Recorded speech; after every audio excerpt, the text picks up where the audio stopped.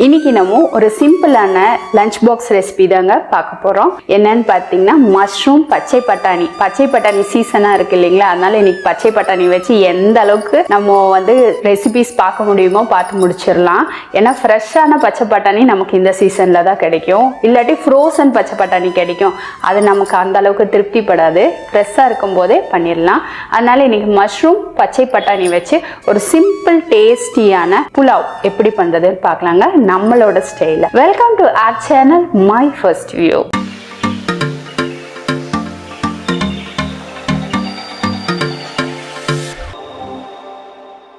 இங்க நம்ம சுடுதண்ணி காய வச்சுட்டு இருக்கோங்க. இதுல உப்பு சேர்த்திடலாம். இப்போ இதுல ஒரு 2 பட்டை சேர்த்திடலாங்க, 2-3 லவங்கம், அடுத்ததா ஒரு பிரிஞ்சி இலைய சேர்த்திடலாம். பாத்தீங்கன்னா கொதிச்சுட்டு இருக்கு. நம்ம இந்த பாஸ்மதி ரைஸ் பாத்தீங்கன்னா ஒரு மணி நேரமா ஊற வச்சிருக்கோம். இப்போ இந்த தண்ணியில சேர்த்திடலாங்க. சேர்த்தி ஒரு 70% குக் பண்ணி எடுத்துக்கலாம். இப்போ இந்த பாஸ்மதி ரைஸ் பாத்தீங்கன்னா ஒரு 70% குக் ஆகட்டும். இப்போ இந்த பாஸ்மதி ரைஸ் பாத்தீங்கன்னா ஒரு 70% குக் ஆறதுக்குள்ளார புலாவுக்கு தேவையான மசாலா ரெடி பண்ணிடலாங்க. இப்போ இங்க நம்ம ஒரு கடாய் வச்சிருக்கோம். இதுல எண்ணெய் சேர்த்திடலாங்க. எண்ணெய் சூடானதும் 2 பட்டை சேர்த்திடலாம், 3 லவங்கம், 1 டீஸ்பூன் அளவுக்கு சோம்பு, 1/4 டீஸ்பூன் அளவுக்கு சீரகம், 1 டீஸ்பூன் அளவுக்கு சாஜீரா, இதோட கருப்பு ஏலக்காய் 1, ஜாதி பத்திரி 1, நான் சாப் பண்ண பூண்டு பாத்தீங்கன்னா 1 டீஸ்பூன் போல சேர்த்திருக்கேன். இந்த பூண்டோட பச்சை மணம் போற வரைக்கும் ஸ்லோ ஃப்ளேம்லயே வச்சு நம்ம வதக்கி கொடுத்துடலாங்க.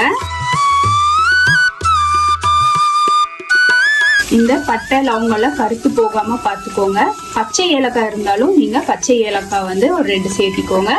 இப்போ நம்ம கருப்பு ஏலக்காய் தான் சேர்த்திருக்கோம். அதே போல சாஜீரா இல்லைன்னாலும் பரவாயில்ல, வெறும் ஜீரகத்தை மட்டும் சேர்த்திக்கோங்க. சாஜீரா சேர்க்கும் போது நமக்கு கொஞ்சம் ஃபிளேவரா இருக்கும். பொதுவா புலாவ் ரெசிபிக்கெல்லாம் சாஜீரா சேர்க்கும் போது அது ஒரு டிஃப்ரெண்ட் டேஸ்டும் ஃபிளேவரும் கொடுக்கும், நல்லா இருக்கும். ஜீரகமும் சாஜீராவும் வேற தாங்க, பாக்கறதுக்கு ஜீரகம் போலவே இருக்கும். இப்போ பூண்டு வறுபட்டதும் நீல வாக்குல கட் பண்ண பெரிய வெங்காயம் 1 சேர்த்திருக்கேன். நல்லா பெரிய சைஸ் வெங்காயமா இருந்தா 1 போதும். இப்போ இந்த வெங்காயமும் கொஞ்சம் சாஃப்ட் ஆகிற வரைக்கும் வதக்கி கொடுத்துடலாம். நம்ம மீடியம் ஃப்ளேம்ல தான் வச்சு வதக்கிட்டு இருக்கோம். தேவையான அளவு உப்பு இப்பவே சேர்த்திடலாங்க. இப்போ இந்த வெங்காயம் கொஞ்சம் சாஃப்டாக ஆரம்பிக்குது. இப்போ இதுல ஒரு 3 பச்சை மிளகாய் கட் பண்ணிருக்கோம், அது இதோட சேர்த்திடலாம். நமக்கு கொஞ்சம் காரம் அதிகமா வேணுங்கிறதுனால நான் இங்க 3 மிளகாய் போல சேர்த்திருக்கேன். உங்களுக்கு எந்த அளவுக்கு காரம் வேணுமோ அதுக்கு தகுந்தா போல சேர்த்திக்கோங்க. பொதுவா புலாவுனா கொஞ்சம் மைல்டா தான் இருக்கும். இப்போ வெங்காயம் பாத்தீங்கன்னா சாஃப்ட் ஆயிடுச்சு. இப்போ இதுல இஞ்சி பூண்டு பேஸ்ட் 1 டீஸ்பூன் போல சேர்த்திடலாம். இந்த இஞ்சி பூண்டோட பச்சை வாசம் போற வரைக்கும் நல்லா வதக்கி கொடுத்துக்கலாங்க.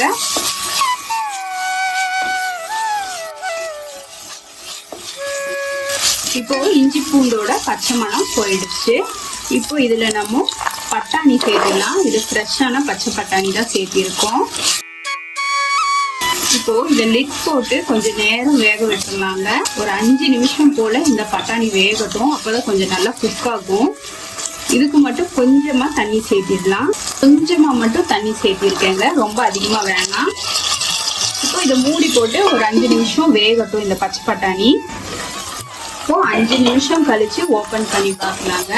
தண்ணி எல்லாம் நல்லா வத்திடுச்சு. பட்டாணியும் பார்த்தீங்கன்னா ஒரு பாதி வேக்காடு அளவுக்கு நல்லா குக் ஆயிருக்கு. இப்போ இதுல நம்ம கட் பண்ணி வச்சிருக்க மஷ்ரூமை சேர்த்திடலாம். இப்போ மஷ்ரூமை சேர்த்தி நல்லா கலந்து விட்டுருலாங்க. இப்போ இதை மசாலாவோட நல்லா கலந்து விட்டுட்டு ஒரு 2 நிமிஷம் மூடி வச்சோம்னா இந்த மஷ்ரூம்ல இருக்கிற தண்ணி எல்லாம் நமக்கு விட்டுரும். நம்ம கூடுதலா தண்ணி எல்லாம் எதுவும் சேர்க்கணும்னு அவசியம் கிடையாது. அந்த தண்ணியிலேயே நமக்கு மஷ்ரூம் வெந்தும் கொடுத்துடும். நம்ம ஆல்ரெடி உப்பு சேர்த்திருக்கோம் இல்லைங்களா, அதனால குக்காருக்கு கரெக்டா இருக்கும். நம்ம பாஸ்மதி ரைஸ் வேகிறதுக்கு அதுலயும் உப்பு சேர்த்திருக்கோம், அதனால இதுல உப்பு அதிகமா சேர்க்க வேணாம்.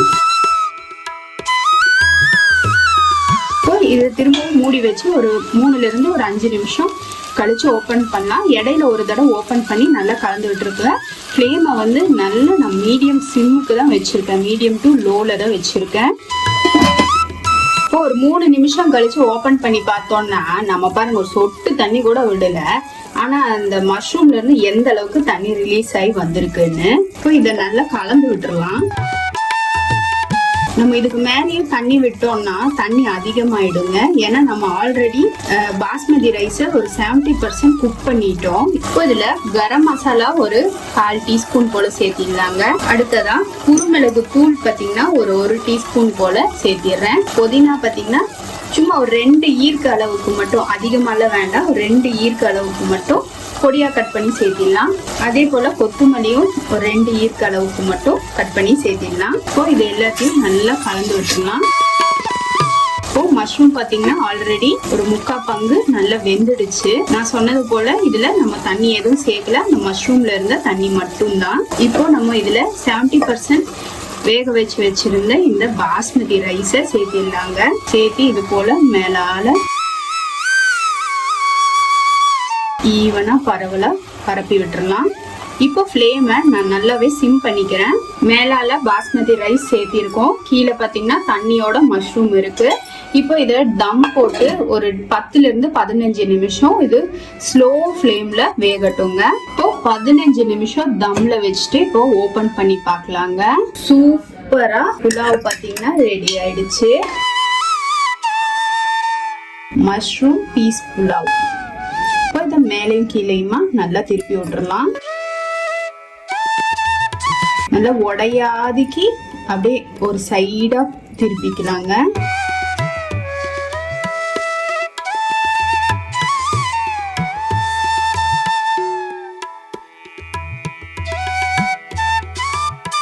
சூப்பரான புலாவ் ரெடி ஆயிட்டு. மேலால கொஞ்சமா நெய் சேர்த்திக்கலாம், விருப்பப்பட்ட நெய் சேர்த்திக்கலாம், இல்லாட்டி ஸ்கிப் பண்ணிக்கலாம். நம்ம கொத்தமல்லி தழையும் தூவி விட்டுறலாங்க. இங்க கடைசியா நம்ம வெங்காயத்தை வறுத்து வச்சிருக்கோம், இதை மேலால தூவி விட்டுறலாம். அவ்வளவுதாங்க, சூப்பர் டேஸ்டியான மஷ்ரூம் பீஸ் புலாவ் ரெடி ஆயிடுச்சு. இது பாத்தீங்கன்னா லஞ்ச் பாக்ஸுக்கு ஈஸியா பண்ணி கொடுத்துடலாம்.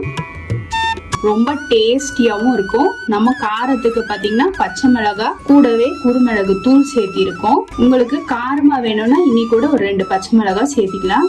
பொதுவா புலாவ் கொஞ்சம் மைல்டா இருக்கும், அதனால நம்ம இது போல செய்திருக்கோம். உங்களுக்கு இந்த மஷ்ரூம் பீஸ் புலாவ் ரெசிபி பிடிச்சிருந்தா லைக் பண்ணுங்க, ஷேர் பண்ணுங்க, மறக்காம மை ஃபர்ஸ்ட் வியூவை சப்ஸ்கிரைப் பண்ணுங்க ஃப்ரெண்ட்ஸ். பெல் ஐக்கானோட ஆளுங்கிற ஆப்ஷனும் கிளிக் பண்ண மறந்துடாதீங்க. இது வரைக்கும் வீடியோவை பொறுமையா பார்த்ததுக்கு ரொம்ப ரொம்ப நன்றி ஃப்ரெண்ட்ஸ். தேங்க்யூ.